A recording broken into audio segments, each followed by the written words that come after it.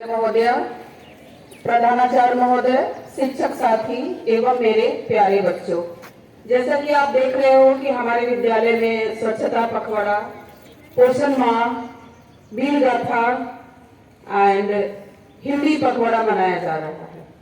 उसी सिलसिले में स्वच्छता को स्वास्थ्य के साथ कोरिलेट हम कैसे करते हैं उसके बारे में थोड़ा हम जानकारी आपको देने वाले हैं।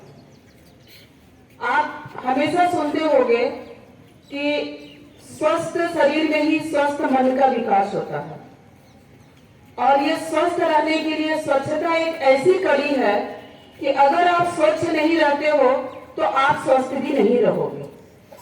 स्वच्छता की बात जब आती है तो वो हमारे शरीर से लेकर वातावरण तक पहुंच जाता है। शरीर की जब बात आती है तो सुबह हम मॉर्निंग में उठते हैं, मुंह हाथ धोते हैं, ब्रश करते हैं। ब्रश करने का भी एक तरीका होता है, दांतों की सफाई, मुंह की सफाई। ब्रश को कभी भी इस तरह से नहीं करना चाहिए, इस तरह से करना चाहिए। अगर आप ये सीक्वेंस में ब्रश को करते हैं तो आपकी जो टीथ के बीच में, दांतों के बीच में जो बैक्टीरिया और फूड पार्टिकल्स जो जमा होते हैं वो निकलते हैं आसानी से। तो वो उसका एक तरीका है। अच्छे से हम ब्रश करेंगे। स्कूल आने के पहले सभी बच्चों को नहाकर आना है, वो एक बहुत जरूरी है। बॉडी पार्ट्स में साबुन लगाना है, वो भी एक बहुत जरूरी अंग है। दूसरा है, जब आपके घर में कचरा जमा होता है तो आपको वो कचरा इधर उधर फेंकना नहीं है।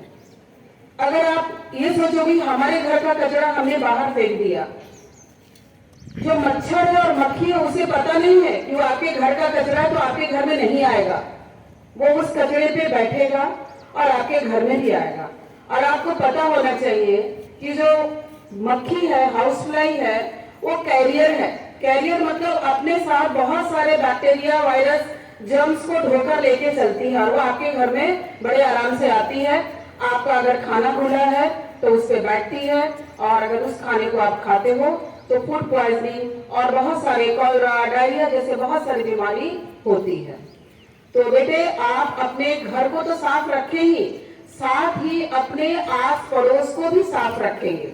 हम विद्यालय में देखते हैं कि जैसे आप बच्चे टॉफियां खाते हैं और उसके पन्नियां इधर उधर फेंक देते हैं। आपने मुझे ऑब्जर्व किया होगा, मैं यहाँ से उठा के डस्टबिन जहाँ वहां डालती हूँ। तो ये हैबिट आप एक बना लीजिए कि अगर आप टॉफी का रैपर इधर उधर गिर रहा है, दिखा है, तो आप उसको उठाकर डस्टबिन में डालने का एक हैबिट बनाइए और स्वच्छता होगा। आपका विद्यालय है, आप 6 घंटा यहाँ रहते हो तो आपको साफ सफाई का पूरा ध्यान रखना चाहिए। अब हम स्वस्थ पे आते हैं कि स्वस्थ हम रहेंगे, स्वच्छता पे ये कड़ी है। दूसरा है कि हम बैलेंस डाइट खाएंगे। बैलेंस डाइट का मतलब है कि हमें जो भी न्यूट्रिएंट के सारे जो कंपोनेंट्स हैं, क्या क्या है सबको आपको पता है। इस क्लास से साइंस में आप पढ़ते आ रहे हो। उसमें प्रोटीन होना चाहिए, फैट होना चाहिए, कार्बोहाइड्रेट होना चाहिए, विटामिन होना चाहिए, मिनरल्स होना चाहिए और साथ में रफेज का होना भी बहुत जरूरी है। तभी आप स्वस्थ रह सकते हो।